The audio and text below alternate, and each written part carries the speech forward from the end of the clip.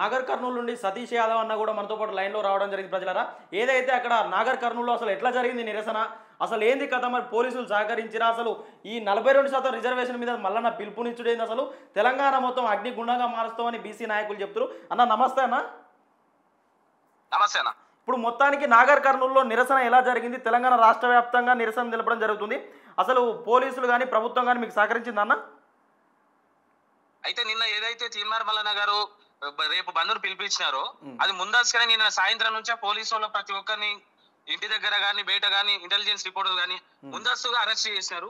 నాగర్ కర్నూలు జిల్లాలో అచ్చంపేటలో ఆల్రెడీ ఈ రోజు ఉదయం నుంచి మా ఎవరైతే టీం సభ్యులు ఉన్నారు తెలంగాణ రాజ్యాధికారి పార్టీ ఆయన పార్టీలకు అతీతంగా బీజేపీ అండ్ టిఆర్ఎస్ బీసీ నాయకులందరూ కూడా పెద్ద ఎత్తున మనకు అచ్చంపేట నియోజకవర్గంలో పెద్ద ర్యాలీ చేశారు. అయినా కానీ వచ్చి ఎందుకు చేస్తున్నారు అనేసి పోలీసులు అడ్డుపడడం జరిగింది. ఇంకో విషయం కల్వకుర్తిలో ఈ రోజు ఒక కల్వకుర్తిలో తప్ప మిగతా దగ్గర మొత్తం కూడా పోలీసులు మమ్మల్ని అడ్డుకోవడం జరిగింది. దాదాపు ఒక 2 నుంచి 3 గంటలు మన కల్వకుర్తిలో మహబూబ్ నగర్ చౌరస్తాలో ప్రశాంతంగా శాంతియుతంగా ధర్నా చేపట్టడం జరిగింది. అందరూ ప్రజా సంక్షేమ సంఘాలు బీసీ సంఘాలు క్లియర్ గా మాట్లాడారు. అదే విధంగా కొల్లాపూర్ లో నాగర్ కర్నూలులో పెద్ద ఎత్తున జరగడం మనం ఏమైతే బంధు పిలుపునిచ్చామో మంచిగా జరిగింది మాకైతే. ఓకే, మొత్తానికి ఇప్పుడు చెప్పండి. అయితే ఇప్పుడు ఏదైతే ఉందో ఈ 42% అనేది బీసీలకు అన్యాయం జరుగుతుంది. మా బీసీలది ఏదైతే బతుకు మేము వేరే వాళ్ళది అగ్రవర్ణ కులాల గురించి మేము వాళ్ళ ఇంట్లో సొమ్ము మేము అడగట్లేదన్న. బీసీలకు కావాల్సిన మా వాటా మాకు కావాలి. మేము పోరాడుతున్నది మాకు దక్కాల్సిన వాటా మాకు ఇవ్వండి అని అడుగుతున్నాం తప్ప మీ నోటి కార్డు మేము తీసుకోవట్లేదు. దయచేసి నేను అగ్రవర్ణ కులాలకు చెప్పదలుచున్నది ఒకటి, మా బీసీలకు అవకాశం ఇవ్వండి. 42% రిజర్వేషన్ ద్వారా మీకేం సమస్య అవుతుంది? ఆల్రెడీ ఇప్పుడు ఏదైతే నోటిఫికేషన్ ఎంపీటీసీ జెడ్పీటీసీ వేసిన తర్వాత కూడా మేమందరం కూడా బీసీలో రెడీ అయ్యి నోటిఫికేషన్ వేయడానికి వెళ్ళే టైంలో ఈ 42% రిజర్వేషన్ క్యాన్సిల్ చేయడం ద్వారా మేము ఎంత నిస్సాయించిపోయినామంటే అది చెప్పుకోలేమన్నా, అంత బాధ ఉంది మాకు. అవును, మొత్తానికి ఏదైతే ఇప్పుడు 60% ఉన్నటువంటి బీసీలు ఈడబ్ల్యూఎస్ వాళ్ళు రెడ్డిలు తీసుకుంటే దానికి బీసీలు అడ్డుపడలేదు, కానీ బీసీల కాడికి వచ్చరికి రెడ్డిలు అడ్డుపడుతున్నారు. మరి దీన్ని ఎలా చూస్తారన్న మీరు? ఇప్పుడు మేమేమంటున్నాం, వాళ్ళని ఇబ్బంది పెట్టట్లేదు కదా, మాకేమని అంటున్నాం కదా. వాళ్ళు కూడా మాకు అందులో కూడా అందరూ మేము అనట్లేదు. మాది ఎవరైతే కొంతమంది రెడ్డిలు ఏదైతే మనకు పిటిషన్ వేసిరో వాళ్ళ గుండె సాక్ష్యం చెప్పుకోవాలి, అది న్యాయమా కరెక్టా కాదా అనేది. ఎందుకు మమ్మల్ని ఇంతగానం మేము రాజకీయంగా లబ్ధి పొందొద్దా? మేము భవిష్యత్ పరంగా చదువు పరంగా ఉద్యోగాల పరంగా రేపటి భవిష్యత్తు మాకు రావద్దా?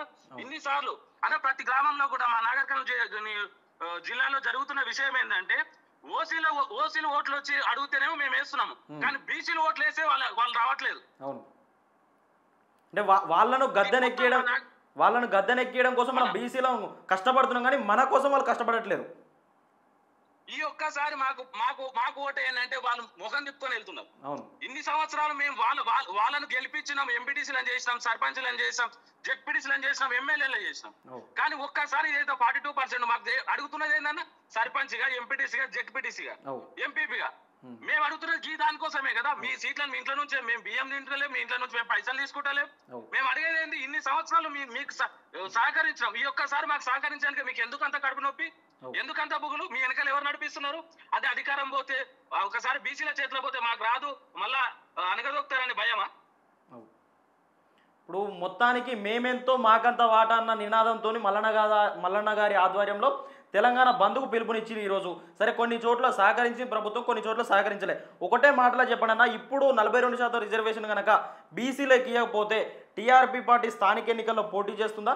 దాని తర్వాత బీసీలకు న్యాయం జరిగేంత వరకు మల్లన్న గారి ఆధ్వర్యంలో మీరందరూ కలిసికట్టుగా పోరాటం చేస్తారా? తెలంగాణ వ్యాప్తంగా తెలంగాణ రాజ్యాధికార పార్టీ తరఫున ప్రతి గ్రామంలో మేము ఎంపీటీసీలుగా సర్పంచ్ గా పోటీ చేస్తున్నాం. మా పార్టీ నుంచి తీన్మార్ మల్లన్న గారి టీం నుంచి కానీ తీన్మార్ మల్లన్న గారు మాకు ఆల్రెడీ ఆదేశాలు ఇచ్చినారు, మీరు ముందుకెళ్ళమని చెప్పారు. అదే విధంగా మేమైతే ముందుకెళ్తాం. మన ఖచ్చితంగా ఇప్పుడు ఏదైతే 42% రిజర్వేషన్ ఉందో మాకు అమలు చేయాలి. అది ఎంత తొందరలో చేస్తే మాకు అంత మంచిదన్న. ఇంకో విషయం, బీసీలు మేము ఓపికతో ఉన్నాం, మా ఓపికను మీరు చేతకంతనంగా తీసుకోకండి. మా ఒక్కసారి బీసీలో ఒక్కసారి ఒక పిడికిలు ఎత్తి చేస్తే మీ పరిస్థితి ఏందో ఒక్కసారి ఆలోచించుకోనని నేను మీ పరంగా నేను అందరికి అగ్రవర్ణ కులాలని చెప్తున్నాను. ఓకే అన్న, థ్యాంక్ యూ సో మచ్. ఏదైతే అన్నగారి వర్షన్ ఏంటంటే, ఇక మేము ఇన్ని సంవత్సరాలు రెడ్డిలకు సహకరించినాం, కానీ రెడ్డి నాయకులు మాత్రం ఎందుకు సహకరిస్తలేరు? మేము మీ ఆస్తులు అడుగుతలేం, మేము మీ బంగ్లాలు అడుగుతలేం, మీ పదవులను మేము అడుగుతలేం కదా, మేమెంతో మాకంత వాటా అన్న నినాదంతో మల్లన్న గారు ముందుకు పోతుంటే ఎందుకు మరి మాకు సహకరిస్తలేరు? ఇక తప్పకుండా స్థానిక ఎన్నికల్లో మాత్రం టీఆర్పీ పార్టీ ఖచ్చితంగా పోటీ చేస్తుందని మాత్రం చెప్పుకోవచ్చని